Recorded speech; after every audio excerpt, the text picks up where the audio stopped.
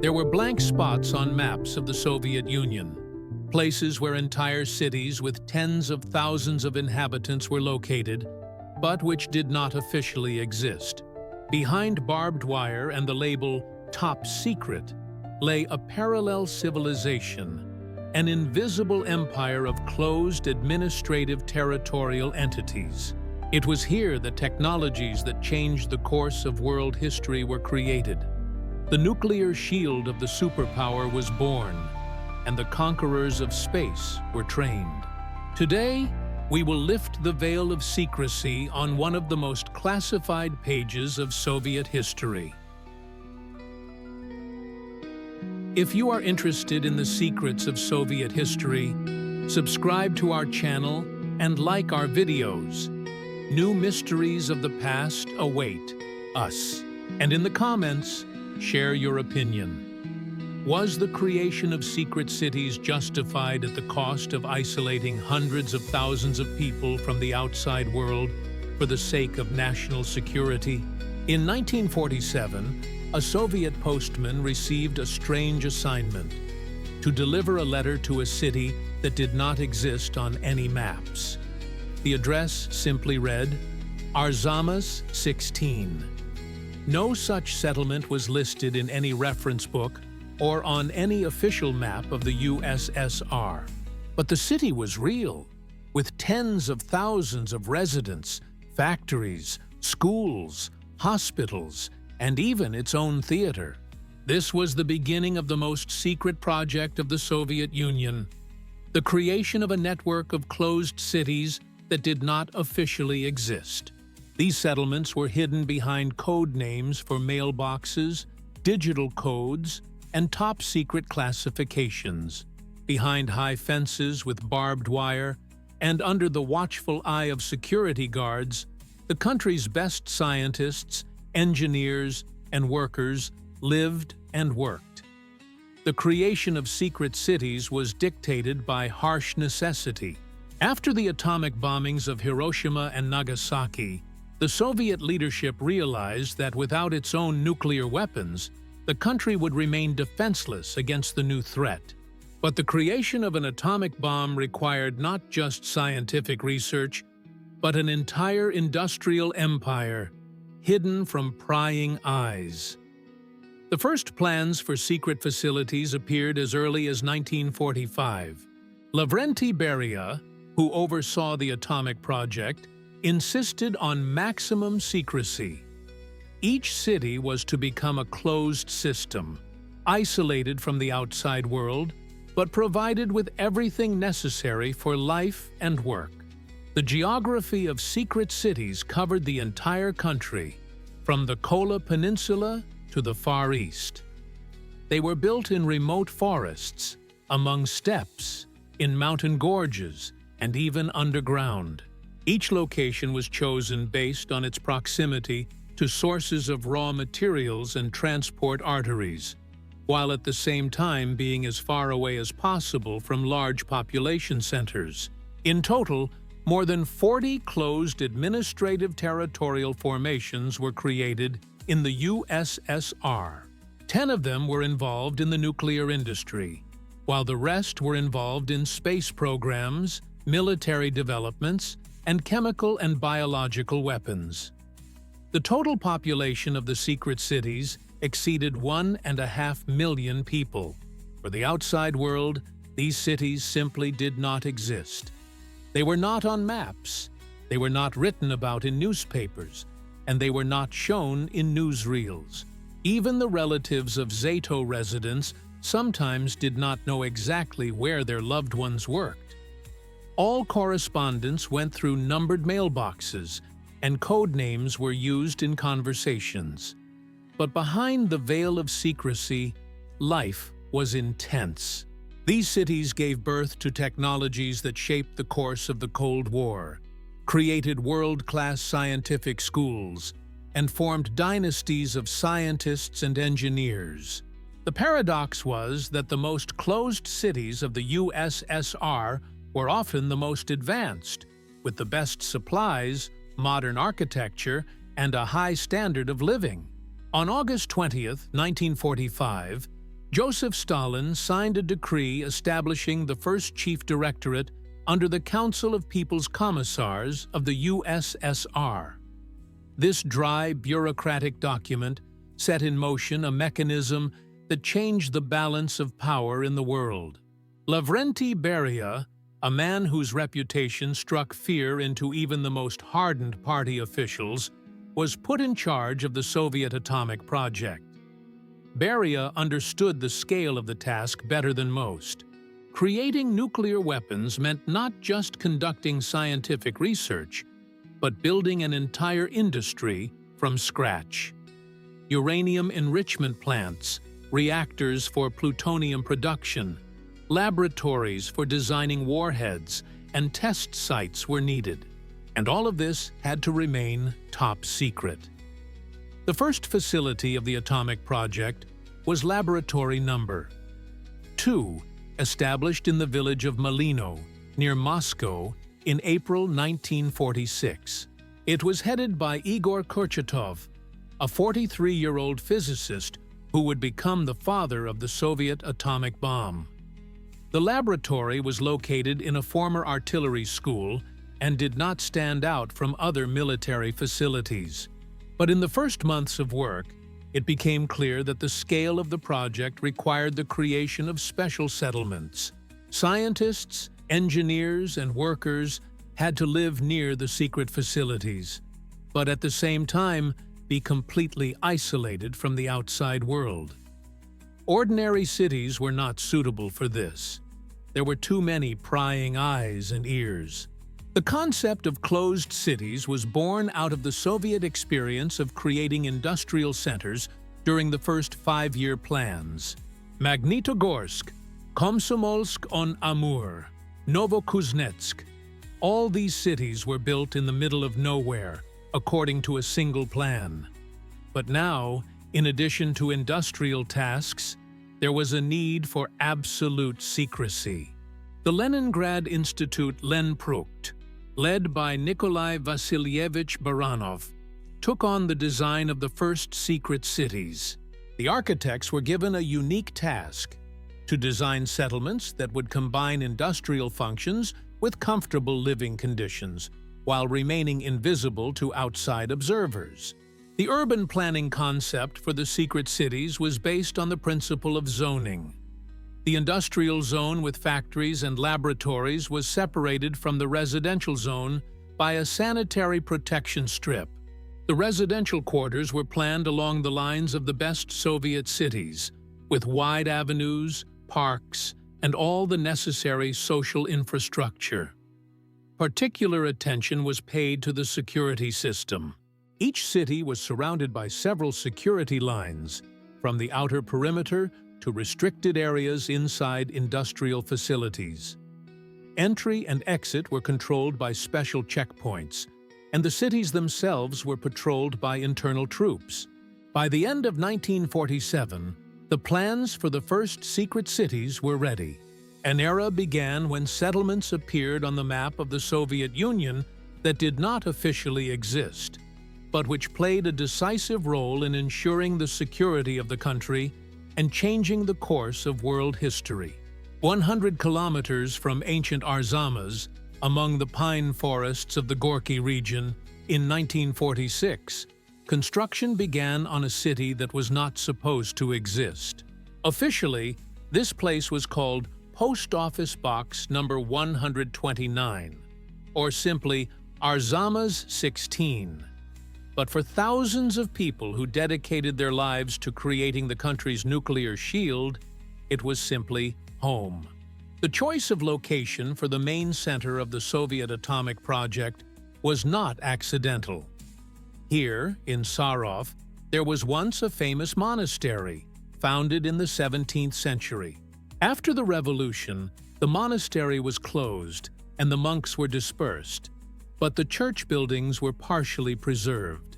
The irony of history was that in the place where people once prayed for the salvation of their souls, weapons capable of destroying the entire world were now being created.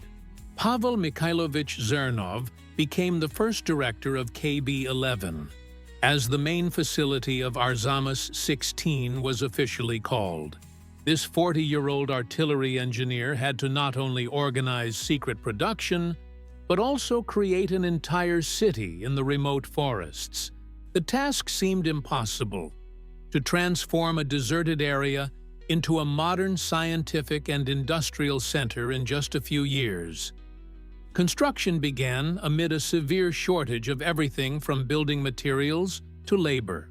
The first barracks for the builders were erected from whatever materials were available, often using bricks from destroyed monastery buildings. In the winter of 1946 to 1947, the temperature dropped to -30 degrees, but construction did not stop for a single day. A secret railway line was laid from the Arzamas station to the site. Trains ran only at night, without a schedule, with blacked-out windows. The train drivers received sealed envelopes with the route only before departure. Even they did not know exactly where the cargo and passengers were being taken. In the spring of 1947, the first scientists arrived at Arzamas-16. Among them was Yuli Borisovich Khariton, a 39-year-old theoretical physicist who was to lead the development of the Soviet atomic bomb. Khariton already had experience working with explosives, but the scale of the new task surpassed anything he had ever encountered before. Parallel to the scientific laboratories, the city itself was being built. The first residential buildings appeared in the summer of 1947. Two-story wooden barracks designed for temporary accommodation. But the temporary situation dragged on for years. The families of scientists and engineers huddled in small rooms, sharing kitchens and toilets with their neighbors. Despite the everyday difficulties, a special atmosphere was created in the city. People understood the importance of their work and felt like participants in a great historical project. In the evenings, lectures and concerts were held in the club, and amateur art groups were active. Families were formed, children were born, and from the first days of their lives, they became guardians of state secrets. By the end of 1948, the population of Arzamas-16 exceeded 20,000 people. The city grew rapidly, expanding with new neighborhoods, factory buildings, and administrative buildings. And all this time, it remained invisible. It was not on any map, it was not mentioned in the press, and only those directly involved in the atomic project knew of its existence. The name Chelyabinsk 40 did not appear in any official reference book, but for those in the know, these two words meant the heart of the Soviet nuclear industry. Here, on the shores of Lake Kishtim in the Chelyabinsk region, the first industrial reactor in the USSR for the production of weapons-grade plutonium was being built. Without this plant, there would have been no Soviet atomic bomb and no nuclear parity with the United States. Construction began in 1945 under the leadership of Efim Pavlovich Slavsky, a metallurgical engineer who would later become the longtime minister of medium machine building. The location was chosen for a reason. The Chelyabinsk metallurgical plant was already operating there, the transport network was well developed, and there were sources of electricity and water. The main facility of the plant was Reactor A, the first industrial nuclear reactor in the history of the USSR.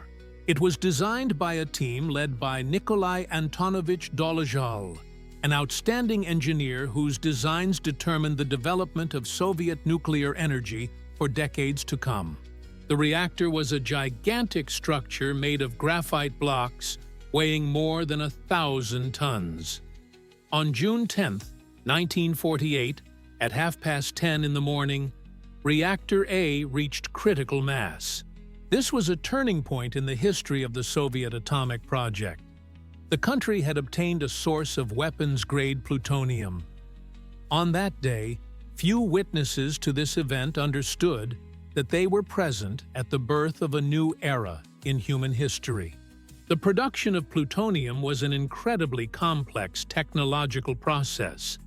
Uranium blocks were irradiated in the reactor for months, then removed and sent to a radiochemical plant.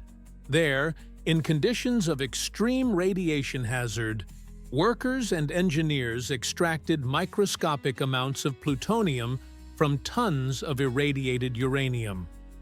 Working conditions at the plant were extremely difficult. People worked with radioactive materials without sufficient knowledge of their effects on health.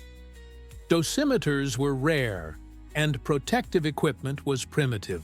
Many received lethal doses of radiation, but continued to work, understanding the importance of their mission for the country's defense.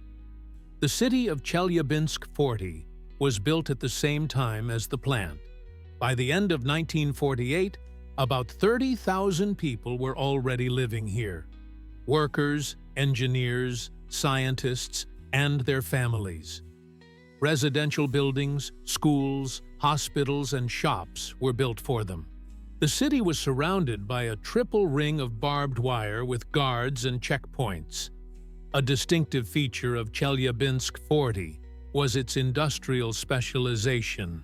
While Arzamas 16 was the scientific center of the atomic project, Chelyabinsk 40 was the site of mass production of fissile materials. The plant operated around the clock, producing kilograms of plutonium needed to create a nuclear arsenal. By 1950, the plant already had 5 industrial reactors in operation. The USSR gained the ability to produce dozens of nuclear warheads per year. Chelyabinsk 40 became a symbol of Soviet nuclear power, a city that changed the balance of power in the world while remaining invisible on all maps. Deep underground, in the granite rocks of the Yenisei Ridge, lay one of the most secret facilities in the Soviet Union. Krasnoyarsk 26, a city built in underground tunnels and caves, became a unique example of how far the desire for secrecy can go. Here, 200 meters underground, plutonium was produced for Soviet nuclear warheads. The history of the underground city began in 1951, when the Soviet leadership decided to create a backup plutonium production facility. The experience of Chelyabinsk 40 showed the vulnerability of above-ground facilities. They could become easy targets for enemy aircraft.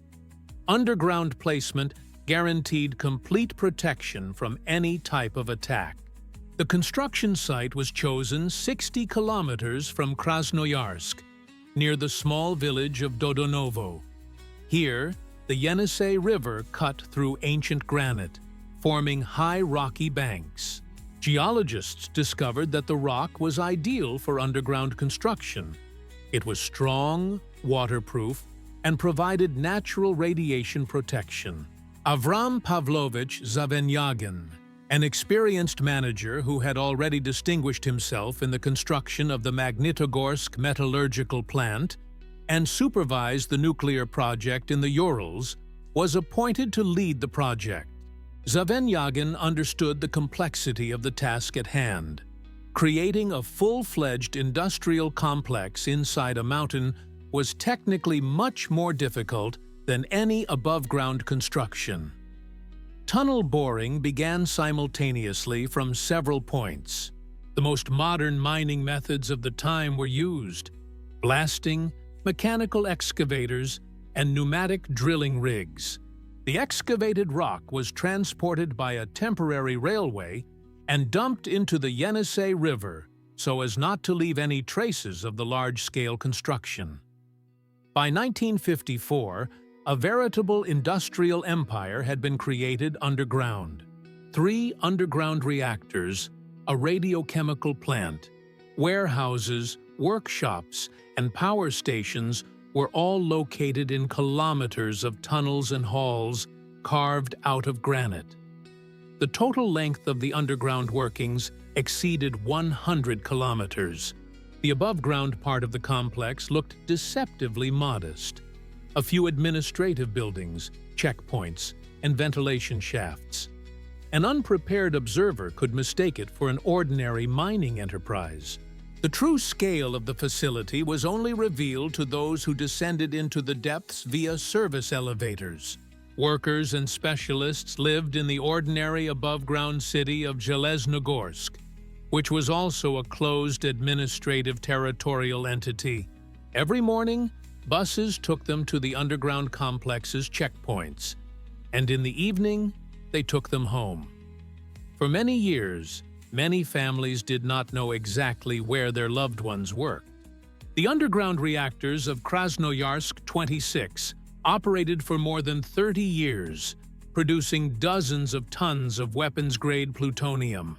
This metal became the basis for thousands of Soviet nuclear warheads, ensuring strategic parity with the United States.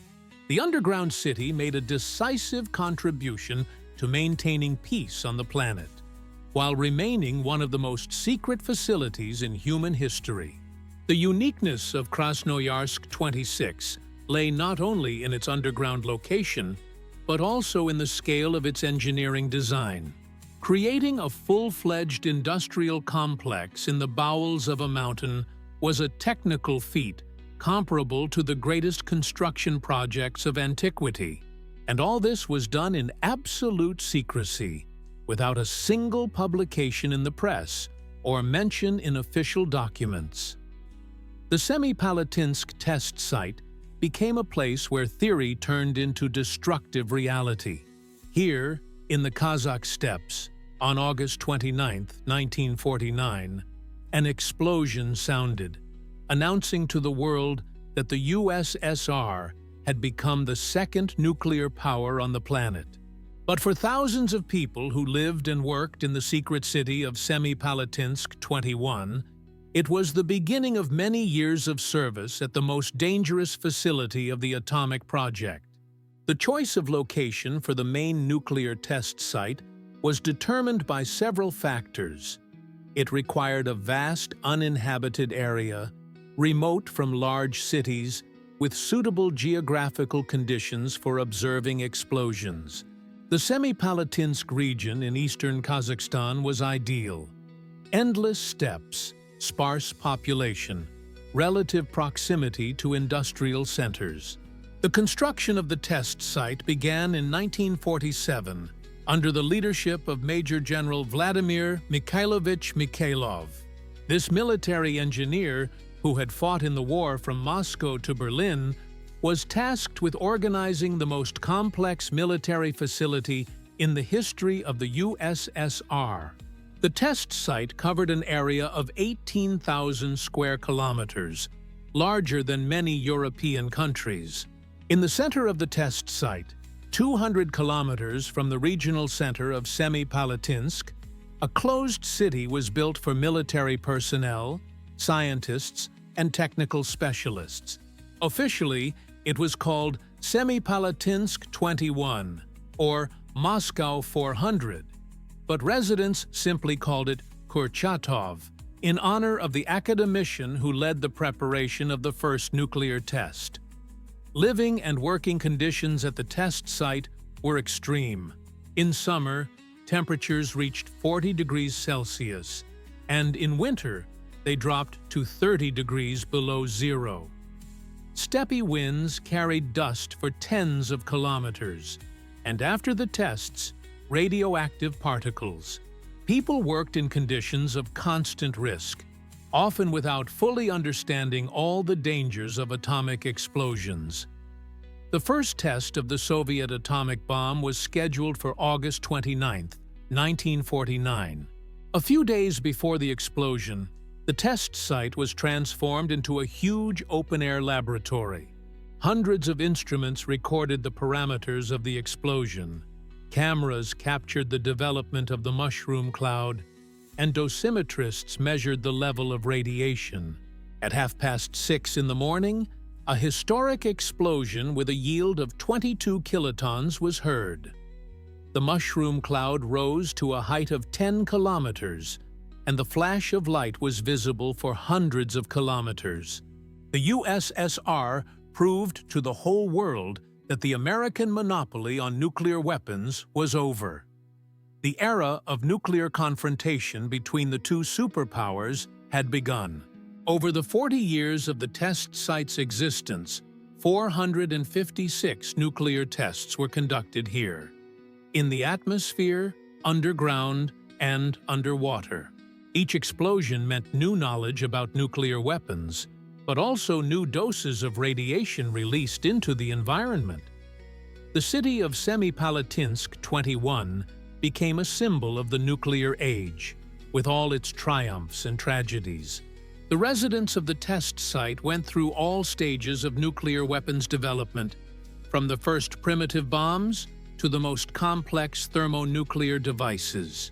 They witnessed the testing of the most powerful bomb in human history, the 50-megaton Tsar Bomba, which was detonated on Novaya Zemlya but was developed right here in the steppes of Kazakhstan.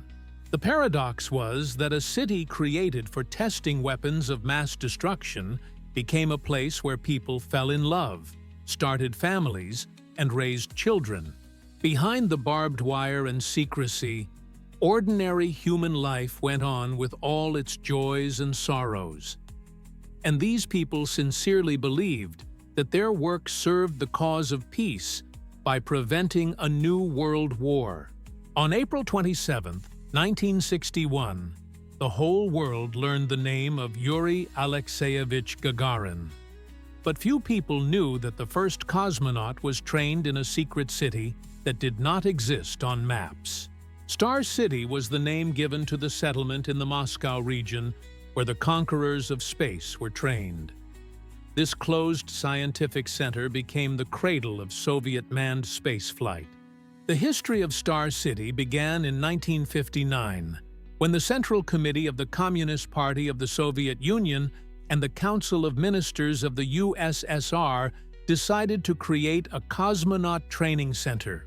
The location was chosen in the forests near Moscow, next to the village of Chkalovsky, where the military aviation was based. The air was clean enough, there were convenient transport links to Moscow, and the necessary secrecy was ensured. The first head of the Cosmonaut Training Center was Yevgeny Anatolyevich Karpov, a military doctor and specialist in aviation medicine. Karpov's task was not simply to organize the training of future cosmonauts, but to create a fundamentally new system for training people to fly into space. No one in the world had ever tackled such a task before. Construction of the center proceeded at a rapid pace.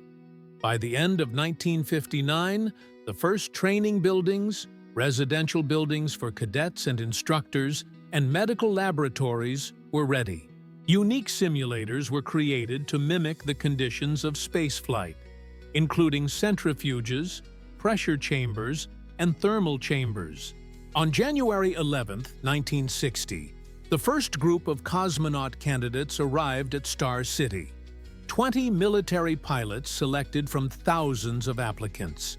Among them were Yuri Gagarin, German Titov, Andrian Nikolaev, and Pavel Popovich, people whose names would soon be known throughout the world.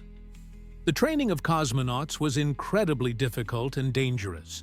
Candidates underwent dozens of medical examinations, psychological tests, and physical tests.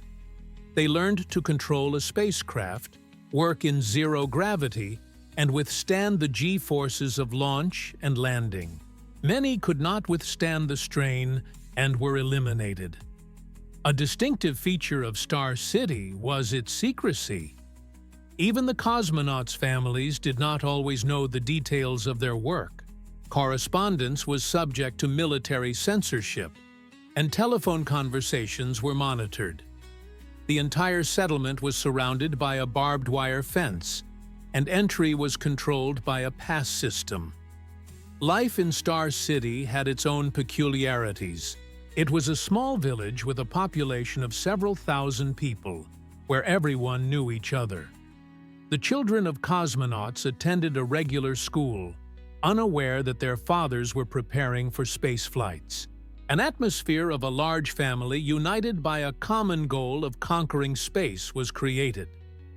After Gagarin's flight, Star City became a legendary place, a symbol of Soviet achievements in space. But it remained classified for many years.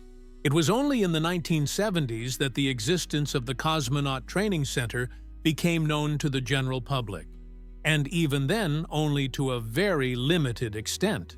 By the end of the USSR, hundreds of cosmonauts and astronauts from around the world had trained at Star City. This secret city made an invaluable contribution to the development of global cosmonautics, while remaining one of the most closed scientific centers on the planet. It was here that not only space records were set, but also human destinies were forged, linked to humanity's greatest dream of conquering the stars. Hidden in the dense forests of the Arkhangelsk region, 300 kilometers from the regional center, was a cosmodrome whose existence was long unknown even to NASA. Plesetsk was the name of the regional center near which, in 1957, construction began on a secret launch complex for intercontinental ballistic missiles. But fate decreed that this military facility would become one of the most important spaceports in the world. The decision to create a missile test site in the north of the European part of the USSR was made after the successful testing of the first Soviet R-7 intercontinental missiles. A place was needed to house combat missiles capable of reaching the United States via the North Pole. Plesetsk was ideal, sufficiently remote from the borders, with good transport links and a sparse population. Construction of the Angara facility began in January 1957 under the leadership of Major General Mikhail Grigorievich Grigoriev. This experienced military builder was tasked with creating a modern missile complex in the northern forests, complete with residential towns, launch pads, and technical facilities. The scale of the construction was mind-boggling. By 1959, the first launch sites were ready.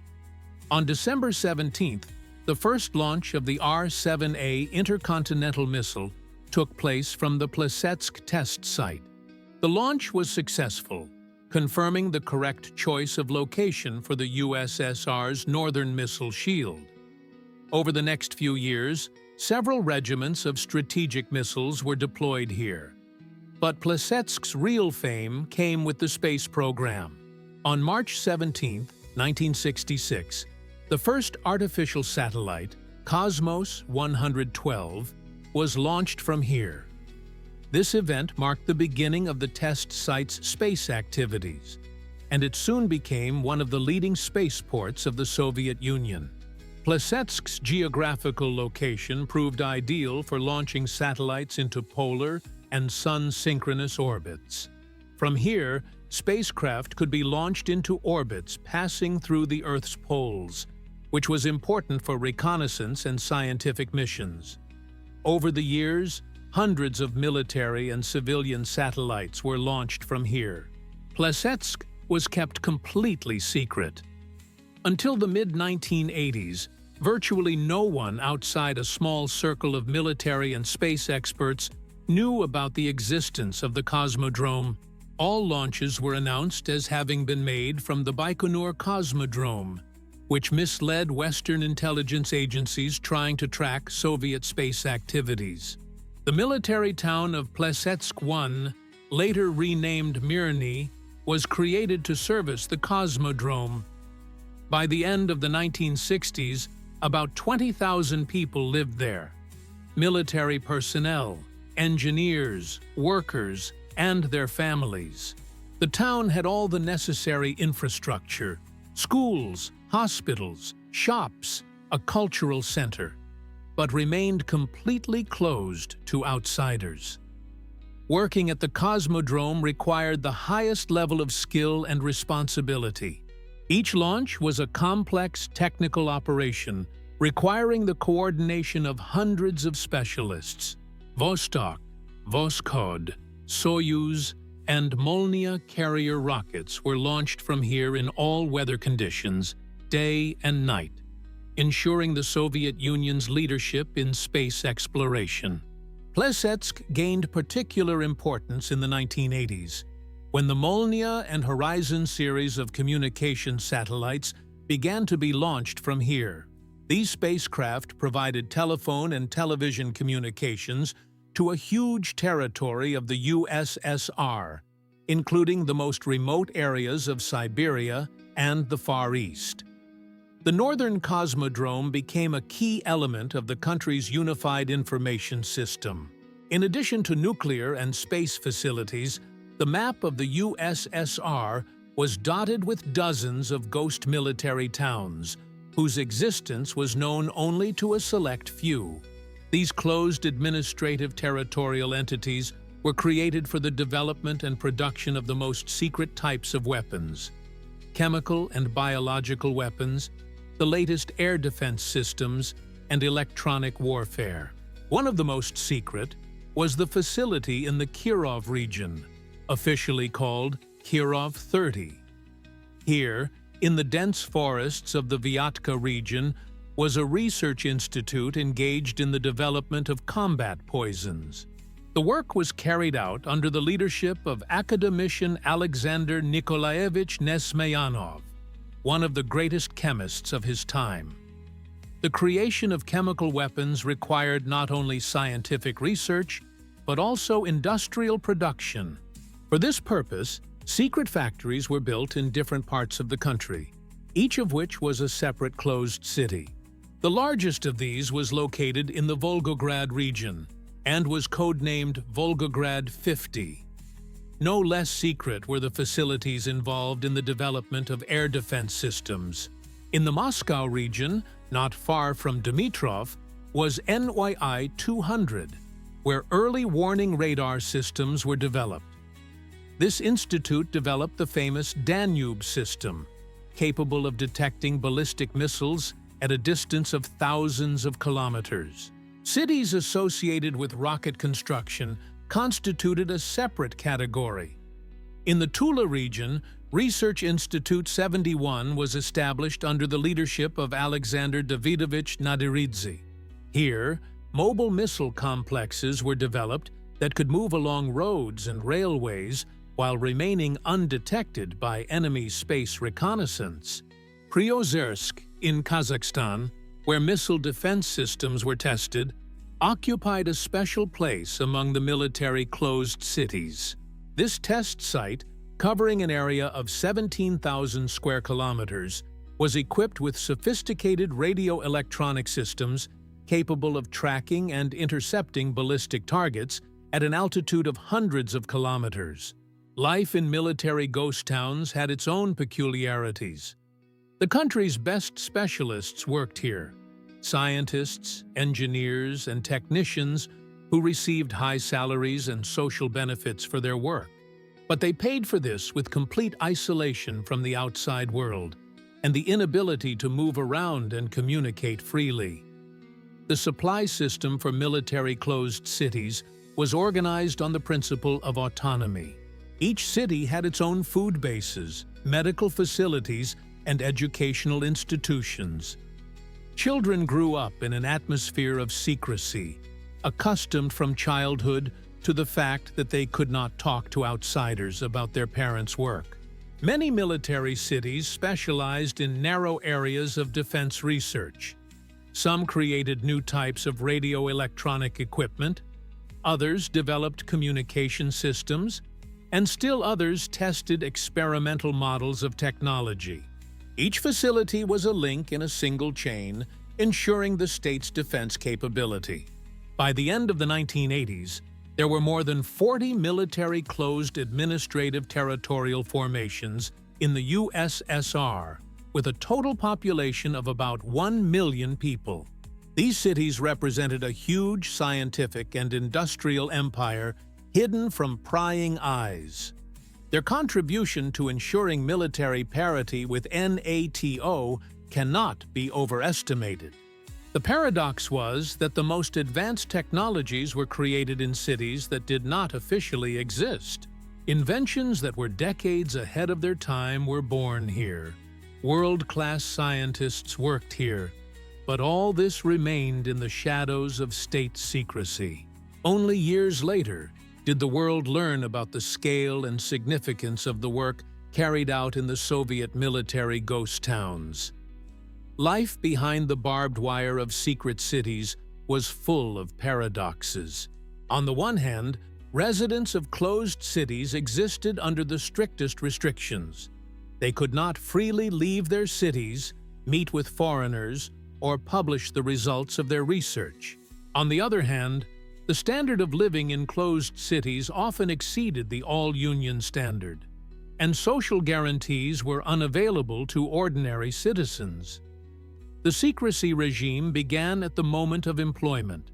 Every future resident of a Zato underwent a thorough check by the state security services. Not only their biography and political views were studied, but also their environment, relatives, and acquaintances.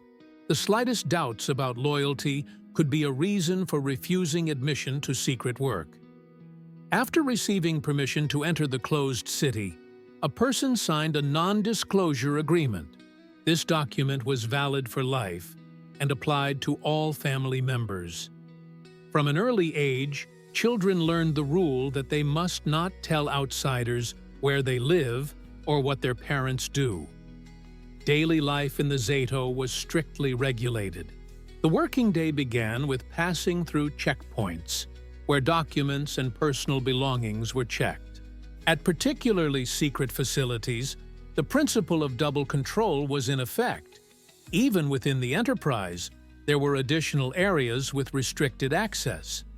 Communication with the outside world was controlled by the special services. All correspondence was subject to military censorship. Telephone conversations could be monitored, and meetings with visitors required prior permission. Leaving the closed city was only possible on business trips or in exceptional cases. But in exchange for these restrictions, residents of secret cities received significant compensation. Salaries in closed cities were 1.5 to 2 times higher than the national average. There was a system of benefits and bonuses for working with secret materials, for length of service, and for scientific achievements. Apartments were provided free of charge, and living conditions were better than in ordinary Soviet cities. Supplies to closed cities were organized according to special standards. In Zato stores, you could find goods that were in short supply in other parts of the USSR, imported clothing and shoes, high-quality food, and electronics. There were closed distributors where the party and scientific elite could purchase goods at discounted prices. The social infrastructure of secret cities was built to the highest standards. Schools were equipped with the best equipment and staffed by experienced teachers. Hospitals and clinics had modern medical technology. Cultural centers regularly hosted the country's best artists, and libraries were stocked with rare editions. Cultural activities played a special role in the life of closed cities.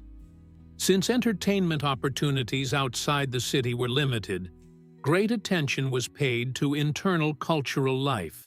Amateur groups, sports clubs, and interest groups were created. Many residents were interested in art, science, and technology. Family dynasties were common in closed cities. The children of secret enterprise employees often continued their parents' work, receiving education in special educational institutions and returning to work in their native closed cities. Entire generations of people connected with the defense industry were formed, for whom life behind barbed wire was natural and familiar. The psychological climate in secret cities was contradictory. On the one hand, people were proud of their involvement in important state projects and were aware of the significance of their work. On the other hand, the constant tension of maintaining secrecy and restrictions on communication created a specific atmosphere of mistrust and suspicion. Ensuring the functioning of secret cities required the creation of a complex logistics system that had to operate in conditions of absolute secrecy. Tens of thousands of tons of food, industrial goods, raw materials, and supplies were delivered to closed cities every month through special supply channels, bypassing the regular trade network of the Soviet Union. Supplies to closed cities were coordinated by the Main Supply Directorate of the Council of Ministers of the USSR, established in 1948. This department had its own network of warehouses, transport companies, and trading bases. The entire system operated in parallel with regular Soviet trade, but was completely isolated from it. Railway communication with secret cities was carried out according to special schedules. Trains carrying cargo for closed cities ran without stopping at intermediate stations, under the enhanced protection of militarized railway guards. Train drivers received route sheets only before departure and did not know the final destination until the last moment. Autonomous power supply systems were created for each secret city. Nuclear closed administrative territorial formations had their own power plants that ran on uranium production waste. Other cities received electricity via dedicated lines from regional power systems. Backup diesel stations ensured uninterrupted power supply to critical facilities. The water supply for secret cities was also organized according to special schemes. Deep artesian wells were drilled, water purification systems were built, and backup sources were created. Particular attention was paid to protecting water sources from possible contamination or sabotage. Water quality was constantly monitored by special laboratories. Communication with the outside world was maintained through secret channels. Each Zato had direct government lines to Moscow that were protected from eavesdropping. Regular telephone communication went through special switching stations where conversations were monitored. Radio communication was used only for official purposes. Medical care for Zato residents was provided through a network of closed medical institutions. Each secret city had hospitals and clinics equipped with the best equipment available at the time. For the treatment of particularly complex cases, patients were sent to specialized clinics in Moscow and Leningrad. The education system in closed cities also had its own characteristics. Schools were staffed with the best teachers, who received higher salaries and social benefits. The curriculum was supplemented with special courses in disciplines relevant to the closed administrative territorial formation. Graduates often enrolled in the country's leading technical universities. Retail services were organized through a network of closed stores and distributors. The range of goods was significantly wider than in ordinary Soviet stores. There were special orders for scarce goods, imported products, and high-quality clothing and footwear. Prices were set centrally and were often lower than market prices. Cultural and recreational services included cultural centers, libraries, sports facilities, and recreation parks. The best theater companies, pop artists, and lecturers regularly toured the ZATOS. Tourist trips around the country were organized for residents of secret cities, but along strictly controlled routes. The entire system of providing for the closed cities was financed from special items in the state budget. These expenses were not published in open reports and were recorded under secret budget codes. The total cost of maintaining the closed cities accounted for a significant share of the USSR's defense budget, but the exact figures remained a state secret. Children in secret cities grew up in a special world, where state secrets were part of everyday life. From an early age, they learned rules that were incomprehensible to their peers in ordinary Soviet cities. They were not allowed to tell outsiders where they lived, what their parents did, or what was produced at local factories. This atmosphere of secrecy shaped a special type of personality. The education system in the Zato was built with the specifics of closed cities in mind. Schools received the best equipment, textbooks, and technical teaching aids. Teachers underwent special screening by the state security services and signed a non-disclosure agreement about their place of work. Many teachers were themselves graduates of secret cities. Special attention was paid to the study of mathematics, physics, chemistry, and technical drawing, subjects necessary for future work in the defense industry. Students from closed cities regularly won all union academic competitions and entered the country's best technical universities. The percentage of children who received higher education in closed cities was significantly higher than the average for the Union. Career guidance in secret cities began in the early grades. Children visited factory museums, met with production leaders, and participated in scientific and technical clubs. By the time they reached the upper grades, most school children already knew that they would work at the city's main enterprise, continuing their parents' work. Leisure activities for children in closed cities were better organized than in ordinary Soviet cities. Pioneer palaces were equipped with modern equipment and had clubs for model aircraft, radio engineering, and photography. Children's orchestras, theater studios, and sports clubs were created.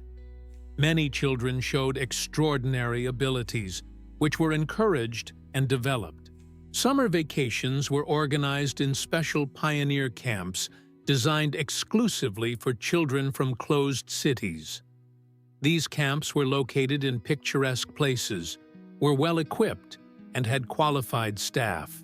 But most importantly, here children could freely communicate with each other without fear of accidentally revealing family or work secrets.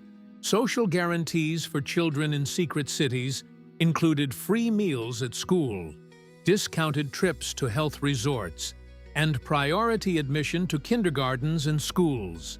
Medical care was of the highest standard. Each Zato had children's clinics with experienced doctors and modern equipment. The psychological characteristics of children in closed cities were studied by special services. It was noted that they were more disciplined and responsible, but at the same time more withdrawn than their peers. The habit of secrecy formed a special character trait: caution in communication, the ability to keep secrets, and distrust of outsiders. Marriages between young people from different Zatos were encouraged, as this strengthened the system of closed cities. Dynasties of military engineers, nuclear scientists, and rocket scientists were created, linked not only by professional ties, but also by family ties. These connections facilitated the exchange of experience and scientific achievements. Graduates of Zato schools who received higher education at the country's leading universities usually returned to their hometowns. Special adaptation programs were created for them, housing was provided, and promising jobs were offered. In this way, the continuity of generations in secret cities was maintained. A special group was made up of children whose parents worked at the most secret facilities. They grew up in an atmosphere of extreme caution, with minimal contact with the outside world. But it was often from among them that outstanding scientists and designers emerged, continuing the traditions of the Soviet defense industrial complex. The paradox was that the children of secret cities, who grew up isolated from the outside world, often knew more about the latest achievements in science and technology than their peers in the capitals. They witnessed the birth of the technologies of the future and participated in the creation of what defined the scientific and technological progress of humanity. The collapse of the closed city system began long before the collapse of the Soviet Union. By the mid-1980s, it had become clear that the country's economy could not sustain the enormous costs of maintaining a secret empire. The policy of glasnost, proclaimed by Mikhail Sergeyevich Gorbachev, dealt the first blow to a system based on absolute secrecy. The process of declassification began with the space industry. In 1987, information about the existence of the Plesetsk Cosmodrome was published for the first time. The world learned that a significant part of Soviet satellites were launched not from Baikonur, but from a secret northern cosmodrome, which even Western intelligence had not suspected before. Year after year, the veil of secrecy was lifted on more and more new facilities. In 1988, the existence of Star City, the training ground for Soviet cosmonauts, was declassified. In 1989, the existence of nuclear centers in Arzamas 16 and Chelyabinsk 40 was announced. The world gradually learned about the scale of the Soviet military-industrial complex. The economic reforms of the late 1980s hit the closed cities hard. The reduction in defense orders led to the shutdown of many production facilities, the dismissal of thousands of specialists, and a decline in the standard of living of the residents of closed cities. Cities that had been the showcase of socialism for decades suddenly faced problems of unemployment and social tension. The collapse of the USSR in 1991 presented secret cities with new challenges. Many closed cities found themselves on the territory of independent states: Russia, Ukraine, Kazakhstan, and Belarus. The unified system of management of closed cities collapsed, and each country began to decide their fate in its own way. The situation was most acute in Kazakhstan, where the largest nuclear facilities of the USSR were located. The Semipalatinsk test site was closed at the request of the Kazakh public in 1991. The city of Kurchatov, which served the test site, lost its main function and began to rapidly decline. In Russia, the process of transforming closed administrative territorial formations proceeded in a more organized manner. The law on closed administrative territorial formations, adopted in 1992, defined the legal status of secret cities under the new conditions. Most closed administrative territorial formations retained their closed nature, but received certain social and economic guarantees. The conversion of the defense industry became the main problem of the 1990s for closed cities. Enterprises that produced missiles and nuclear warheads had to switch to the production of civilian products. However, this process proved to be extremely difficult. Military technologies were poorly suited to the consumer market. Many unique specialists were forced to leave the Zato in search of work. A brain drain began from secret cities to commercial structures, foreign companies, and other countries. Some nuclear physicists and rocket scientists found use for their knowledge in India, China, and North Korea, which caused concern in the international community. The social situation in the closed cities deteriorated sharply. Many benefits and privileges disappeared, and residents lost their guaranteed supply of quality goods. It was especially hard on older people who had worked their entire lives at secret facilities and had no pension rights in other regions of the country. Gradually, some of the closed cities began to open up to the outside world. Some Zatos received the status of science cities, while others became technology parks or special economic zones. But the process of integration into the open economy proved to be long and painful. Many secret cities are still searching for their place in the new Russia. Declassification affected not only the administrative status of the cities, but also their history. Memoirs of the creators of atomic and missile weapons began to be published. Archival documents were declassified, and scientific research on the Soviet military-industrial complex began to appear. The world learned the true history of the Cold War and the role played in it by the invisible cities of the USSR. The fate of the former secret cities in post-Soviet Russia has varied. Some Zetos have managed to find their place in the new economy, transforming themselves into centers of high technology and scientific research. Others continue to exist as closed administrative territorial entities, maintaining ties with the defense industry. Still others are experiencing a deep crisis as they try to adapt to market conditions.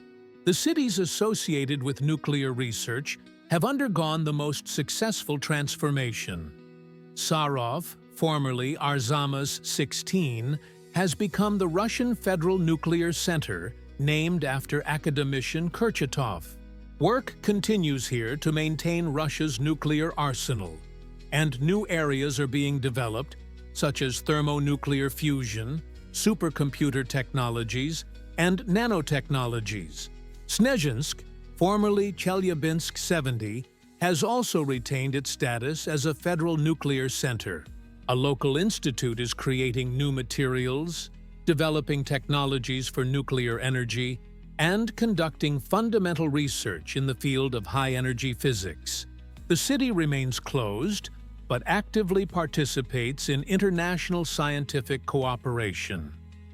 Zheleznogorsk, in the Krasnoyarsk territory, where an underground plutonium plant was located, is going through difficult times.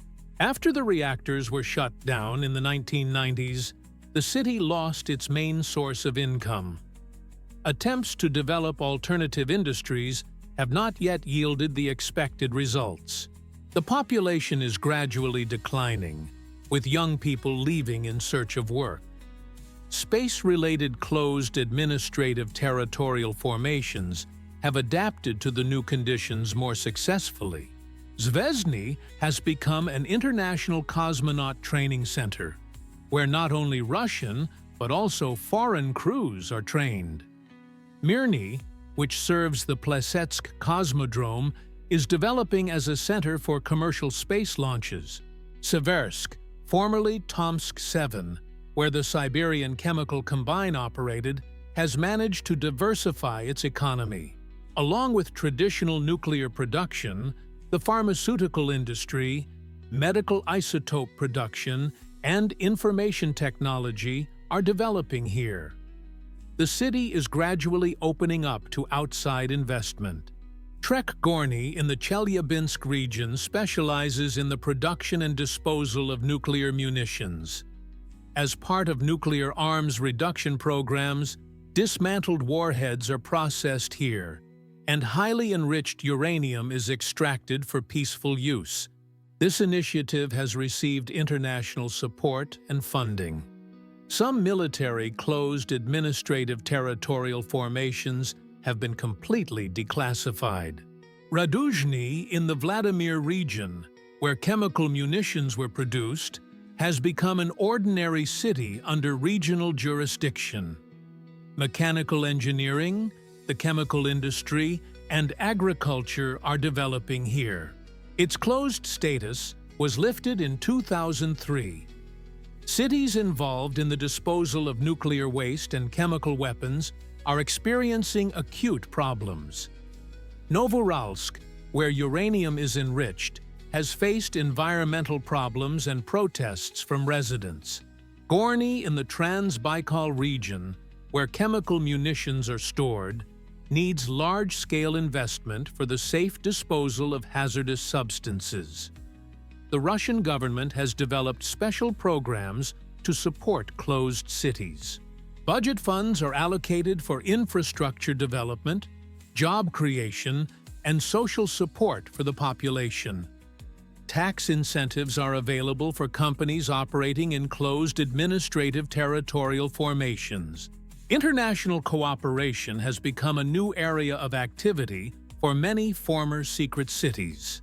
Russian nuclear centers are participating in the Megatons to Megawatts program, under which highly enriched uranium from dismantled warheads is processed into fuel for nuclear power plants. The younger generation of Zato residents have different attitudes toward the legacy of closed cities.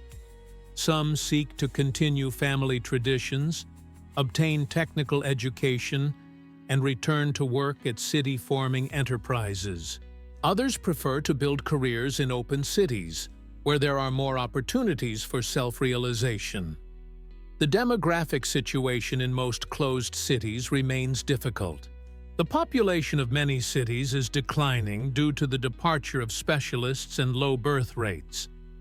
The situation is particularly acute in remote closed cities, where opportunities for employment and cultural development are limited. The prospects for the development of closed cities are linked to the creation of an innovative economy. Based on the accumulated scientific and technical potential, there are plans to develop high-tech industries and centers for the development of new materials and technologies. Some closed administrative territorial formations may become sites for the implementation of large infrastructure projects. The legacy of the invisible empire of secret cities of the USSR turned out to be much more extensive than could have been imagined in the years of their creation. Over half a century of existence, these closed administrative territorial formations not only ensured the strategic parity of the Soviet Union with the Western powers, but also made a fundamental contribution to the development of world science and technology. The scientific schools that formed in the secret cities gave the world outstanding scientists and inventors. Andrei Dmitrievich Sakharov, creator of the hydrogen bomb and future Nobel Peace Prize laureate, worked in Artemis-16. Sergei Pavlovich Korolev, chief designer of the Soviet space program, worked closely with specialists from closed cities. Technological solutions developed in closed administrative territorial formations formed the basis of many modern industries. Isotope separation methods created for the nuclear industry found application in medicine and pharmaceuticals. Materials developed for rocket construction are used in aviation and cosmonautics. Automatic control systems from military programs became the basis of modern robotics. The urban planning principles applied in the creation of secret cities influenced the development of Soviet architecture. Comprehensive development developed social infrastructure and zoning of the territory. These approaches were later used in the construction of new districts in large cities of the USSR. The system of organizing scientific research in closed cities became a model of efficiency. The concentration of the best specialists, material incentives, and close ties between science and production ensured the rapid introduction of new developments. This experience is being studied by modern managers of innovative projects. The social experiment conducted in the Zato showed the possibility of creating a high standard of living in a planned economy. Full employment, quality education and medical care, and a developed cultural life were all achieved through the concentration of resources and special attention from the state. The environmental consequences of the activities of secret cities are still felt in a number of regions. Radioactive contamination of the areas around nuclear plants, pollution of water bodies with chemical waste, and disruption of natural landscapes are problems that require long-term rehabilitation programs. The international significance of Soviet secret cities became apparent after the end of the Cold War. Assistance programs to ensure the safety of nuclear materials, joint projects on the peaceful use of atomic energy, and cooperation in space exploration, all this became possible thanks to the scientific and technical potential created in the ZATO. The cultural heritage of closed cities includes unique architectural monuments, science and technology museums, and memorial complexes. Sarov has a museum of nuclear weapons. Plesetsk has a museum of cosmonautics. And Snezhinsk has a center for the history of the atomic project. These institutions preserve the memory of the heroic era of scientific and technical breakthroughs. The human destinies associated with the secret cities have become part of the national memory. The feat of the scientists and engineers who created the country's nuclear shield, the self-sacrifice of the workers who labored in dangerous conditions, and the patience of the families who lived in isolation for decades have all gone down in history as examples of service to the fatherland. The experience of creating and operating closed administrative territorial entities remains unique in world practice. Nowhere else have entire cities been created, completely isolated from the outside world for the sake of solving scientific and technical problems. This experiment demonstrated both the possibilities and limitations of totalitarian mobilization of resources. Modern Russia continues to use the potential of former secret cities. Many closed administrative territorial formations remain centers of high technology, participate in the implementation of national projects, and support the scientific and technical sovereignty of the country. The invisible empire created during the Cold War continues to serve the future. The lessons of the history of secret cities are still relevant today. In an era of global competition in the field of high technology, issues such as the concentration of scientific potential, the protection of critical developments, and the creation of innovative clusters are once again coming to the fore. The experience of the USSR in this area remains an invaluable source of knowledge for modern managers and politicians.